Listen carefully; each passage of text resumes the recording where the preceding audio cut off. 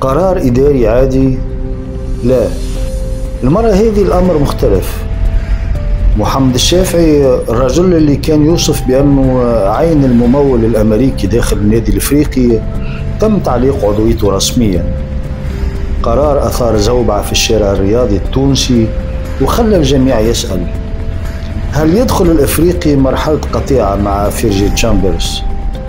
ولا هي مجرد سوء تفاهم داخلي؟ اليوم نحكيه على الحقيقة الكاملة بهدوء وبتعقل. القصة بدأت باتفاق رسمي بين إدارة النادي ومحمد الشافعي يمنع من التدخل في الشأن الإداري أو الظهور الإعلامي. لكن يوم السبت الشافعي اتصل بالدكتور محسن طرابلسي رئيس النادي وقال له أنه باش يظهر في برنامج رياضي. الجواب كان واضح: ما تتكلمش باسم النادي وما تدخلش في الشأن الإداري. لكن اللي صار بعد ذلك خالف الاتفاق. الشافعي خرج للإعلام وقال كلام فهموه البعض كنوع من التحدي للهيئة. الإدارة وبالتحديد الدكتور طرابلسي قررت تعليق عضويته وتعفيه من مهامه في لجنة الرقابة. قرار إداري، لكن صداه كان كبير لأن الشخصية مش عادية. التعليقات انفجرت على وسائل التواصل الاجتماعي. ناس قالت الإفريقي فوق الجميع، القانون قانون، وآخرين شافوا أن القرار فيه قسوة، خاصة أن الشافعي كان يخدم بكل صدق في النادي. أحد الجماهير كتب: كل مرة الجمعية تركح يخرجون قصة تشوش الجو. والبعض الآخر قال هو خالف القانون والإدارة طبقت النظام الداخلي والسلام.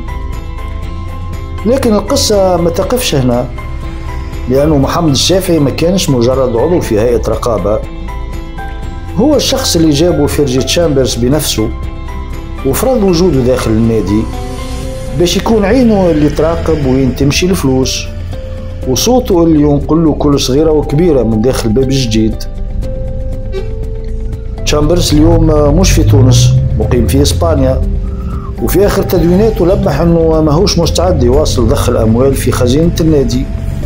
ومن وقتها بدأ الحديث: هل فعلا العلاقة بينه وبين النادي على حافة القطيعة؟ وخاصة الآن بعد إيقاف الشخص اللي كان أقرب الناس ليه داخل الهيئة. المعروف أنه أغلب تدوينات تشامبرز اللي تكشف تفاصيل دقيقة عن وضع النادي كانت مبنية على معطيات يمدها الشافعي، ولا كيفاش شخص يعيش في إسبانيا يعرف أدق تفاصيل ما يجري في الكواليس. في المقابل الدكتور محسن طرابلسي المعروف بهدوءه وبعده عن الإعلام اختار يواجه الأزمة بصمت. الرجل يحب يخدم بعيد عن الأضواء.